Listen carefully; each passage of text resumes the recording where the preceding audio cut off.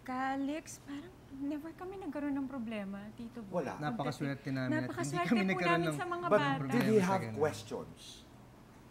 Nagkaroon po, siyempre, dahil ano na siya, 17 na siya ngayon. So, alam mo yun, marami na siyang... Naku, yung 17 ngayon, iba na. Iba na, Opo, iba na. ibang-iba. Binata na. oo. Binata na talaga. Mas malaki na po sa akin. And, Oo. alam mo yun, talagang marami na siyang tanong.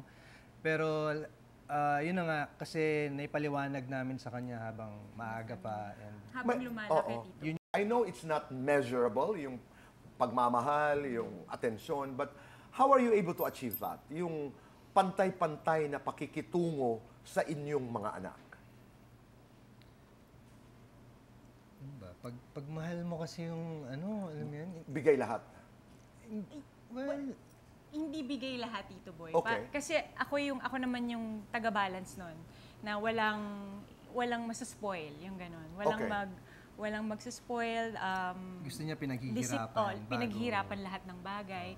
So, sa bahay, ang setup namin ganun. Kahit kay Jazz, kahit na alam natin na may special needs si Jazz, disiplinado pa rin siya. Kaya niyang maghugas ng pinggan, kaya niyang yung ganun, Tito Boy. Mahirap kasi na Hindi ibigay namin sa kanila. binibigay lahat.